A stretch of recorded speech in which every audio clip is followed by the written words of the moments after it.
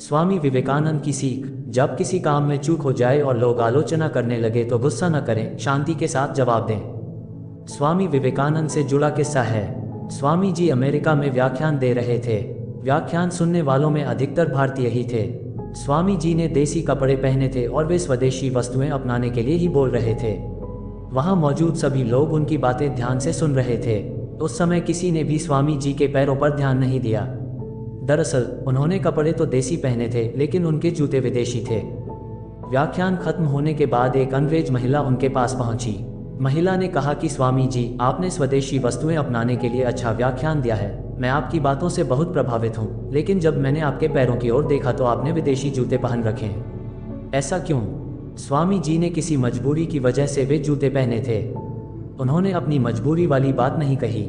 उन्होंने कहा कि हमारे देश में अंग्रेजों का स्थान क्या होना चाहिए, ये बताने के लिए मैं कभी कभी विदेशी जूते पहनता हूँ। उस महिला की और स्वामी जी के बातें कई लोग सुन रहे थे। स्वामी जी का उत्तर सुनकर सभी लोग तालियां बजाने लगे। अंग्रेज महिला के चेहरे पर भी इस बात से मुस्कान आ गई थी।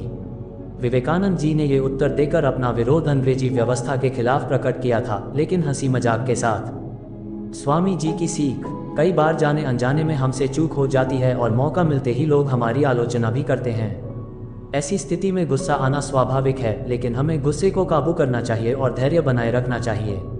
शांति के साथ सोच समझकर आलोचकों को जवाब देंगे तो विवाद टाल सकते हैं और स्थितियों को सामान्य किया जा सकता है। स्वामी विवेकानंद की दूसरी कहानी।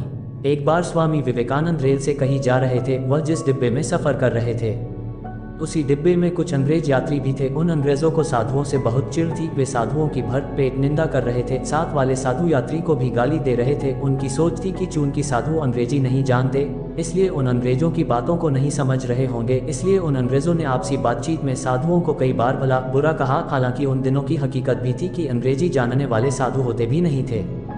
रास्ते में एक बड़ा स्टेशन आया। उस स्टेशन पर विवेकानंद के स्वागत में हजारों लोग उपस्थित थे, जिनमें विद्वान एवं अधिकारी भी थे। यहाँ उपस्थित लोगों को संबोधित करने के बाद अंग्रेजी में पूछे गए प्रश्नों के उत्तर स्वामी जी अंग्रेजी में ही दे रहे थे। इतनी अच्छी अंग्रेजी बोलते देखकर उन अंग्रेज यात्रियों को सांप सूंघ गया, जो रेल में उनकी बुराई कर रहे थे। अवसर मिलने पर वे विवेकानंद के पास आए और उनसे नम्रतापूर्वक पूछा, आपने हम लोगों की बात सुनी, आपने बुरा माना होगा।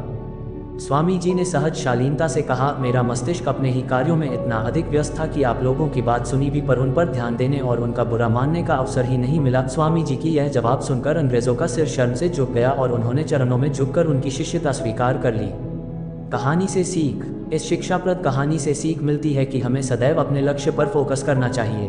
तो मैं मिलूंगा अगले वीडियो में, जो आपके सकारात्मक ऊर्जा को भर दे और दिखाएं एक सही दिशा। तो सुनते रहिए मेरा आवाज़।